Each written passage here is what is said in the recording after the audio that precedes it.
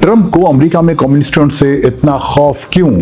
सिर्फ 15,000 लोग, मगर प्रेसिडेंट ने करार दे दिया सबसे बड़ा खतरा। अमेरिकी प्रेसिडेंट डोनाल्ड ट्रंप ने एक बार फिर अमेरिका में कम्युनिज्म को बड़ा पॉलिटिकल इश्यू बना दिया है। उन्होंने हालिया बयान में कहा है कि अमेरिका को सबसे बड़ा खतरा एक्सट्रीमिस्ट कम्युनिस्ट से है। दिलचस्प बात यह है कि सरकारी और जो अवेलेबल इंफॉर्मेशन है उनके मुताबिक पूरे अमेरिका में रजिस्टर्ड कम्युनिस्टों की तादाद तकरीबन 15,000 है। यानी एक ऐसे मुल्क में जिसकी आबादी 34 करोड़ से ज़्यादा है, कम्युनिस्टों की तादाद निहायत मामूली है। फिर सवाल ये पैदा होता है कि ट्रंप बार बार कम्युनिज्म का जिक्र क्यों करते हैं, और क्या वाकई अमेरिका में कम्युनिस्ट कोई बड़ी पॉलिटिकल पावर हैं?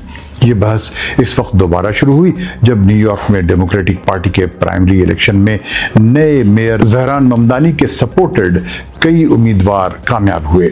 बहुत से कमेंटेटर्स ने इन रिजल्ट्स को अमेरिकी पॉलिटिक्स में लेफ्ट की तरफ लिमिटेड मगर प्रोमिनेंट झुकाव करार दिया। ताहम ट्रंप ने उसकी मुख्तलिफ तशरीह की।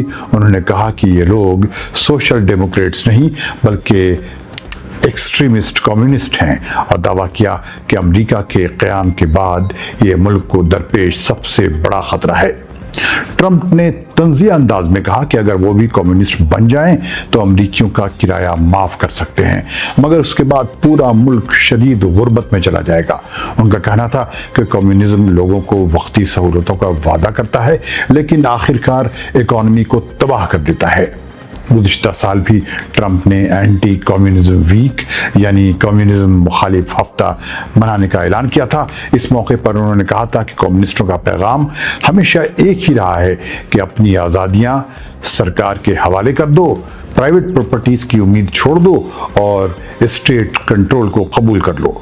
अगरचे अमेरिका में कम्युनिस्ट पार्टी एक सदी से ज़्यादा अरसे से मौजूद है, लेकिन उसकी पॉलिटिकल हैसियत निहायत लिमिटेड और कमज़ोर है।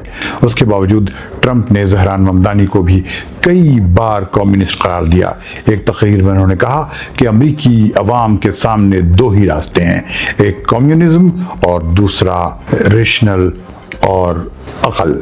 उन्होंने डेमोक्रेटिक पार्टी पर भी इल्ज़ाम लगाया कि वो न्यूयॉर्क में कम्युनिस्ट उम्मीदवारों की हिमायत कर रही है और ख़बरदार किया कि अगर आइंदा कांग्रेस के मिड टर्म इलेक्शंस में भी यही रुझान रहा तो पूरा मुल्क उसी से जा सकता है। ट्रंप ने यहाँ तक दावा किया कि अगर ऐसा हुआ तो न्यूयॉर्क के बहुत से लोग कम्युनिज्म से बचने के लिए दूसरे शहरों में शिफ्ट हो जाएंगे। ये पहली बार नहीं कि ट्रंप ने कम्युनिज्म को इमिग्रेशन से भी जोड़ा हुआ है। अपने प्रेसिडेंशियल कैंपेन के दौरान उन्होंने ऐलान किया था कि अगर वो पावर में आए तो अमेरिकी इमिग्रेशन कानून के दफ़ा 212F के तहत कम्युनिस्टों और मार्क्सिस्टों के अमेरिका में दाखिले पर पाबंदी आयद कर देंगे। उनका कहना था कि जो लोग अमेरिका में आना चाहते हैं उन्हें अमेरिका से मोहब्बत होनी चाहिए और वो ऐसे गैर मुल्की कम्युनिस्टों, मार्क्सिस्टों और सोशलिस्टों को मुल्क में दाखिल नहीं होने देंगे जो अमेरिका या ईसाइयत से नफरत करते हैं।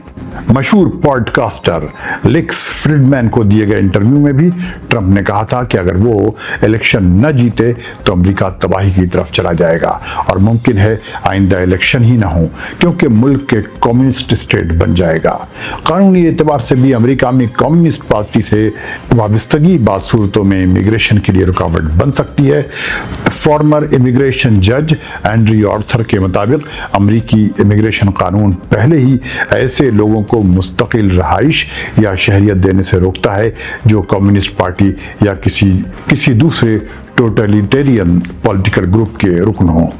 यह कानून फर्स्ट वर्ल्ड वार के बाद 1918 में लाया गया था जब अमेरिकी हुकूमत को अनार्किज्म और सोवियत रिवॉल्यूशन के बाद फैलने वाली कम्युनिज्म से डर पैदा हुआ था। ताहम इस कानून में कई एग्जम्पशंस भी मौजूद हैं। मिसाल के तौर पर अगर किसी शख्स ने एम्प्लॉयमेंट हासिल करने के लिए मजबूरी में पार्टी की मेंबरशिप ले ली हो या 16 साल की उम्र से पहले उसका नाम पार्टी में शामिल किया गया हो तो बाज़ हालात में उस पर पाबंदी लागू नहीं होती। इसी तरह टूरिज्म या स्टूडेंट वीज़ा हासिल करने वालों पर भी ये पाबंदी आमतौर पर नाफिज नहीं होती। اگر امریکہ میں کمیونسٹوں کی حقیقی تعداد دیکھی جائے تو وہ نہایت چھوٹی اور لمیٹڈ ہے۔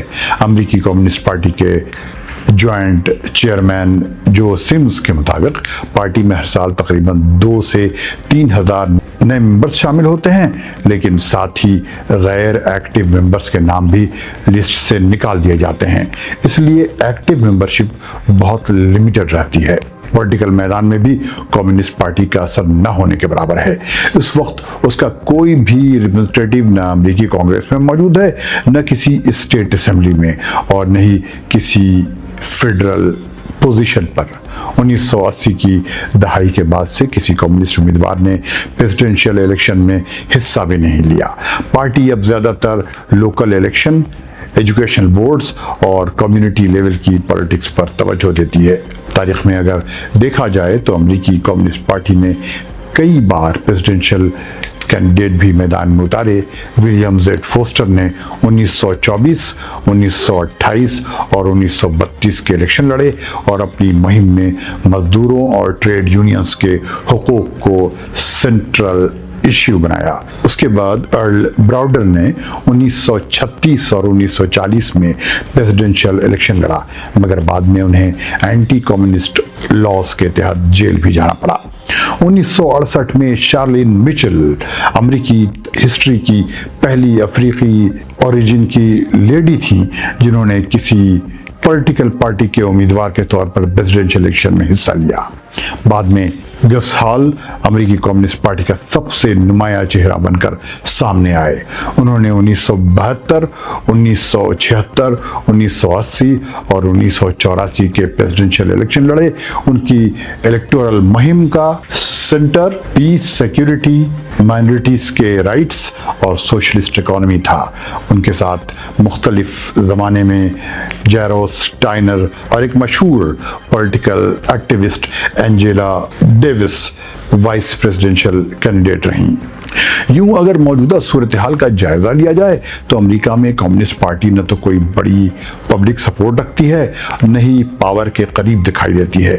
اس کے باوجود ڈونلڈ ٹرمپ مسلسل کمیونزم کو اپنی پولیٹیکل کیمپین کا اہم ٹاپک بنائے ہوئے ہیں۔ کرٹکس کا کہنا ہے کہ ٹرمپ کے لیے کمیونزم صرف ایک سیاسی ٹرم نہیں بلکہ ایک ایسا الیکٹورل نیریٹو ہے جس کے ذریعہ وہ کنزرویٹو ووٹروں کو ایکٹیویٹ کرنا چاہتے ہیں، جبکہ ان کے سپورٹر کا اسٹینڈ ہے کہ وہ امریکہ کو لیفٹ کی بڑھتی ہوئی سوچ سے خبردار کر رہے ہیں۔ کمنٹ میں بتائیں یہ ویڈیو کیسے لگی اور انتظار کریں کسی دوسری ویڈیو کا۔ تب تک ریڈیو دیش کے دیکھنے والوں کو فیض الحق کا سلام۔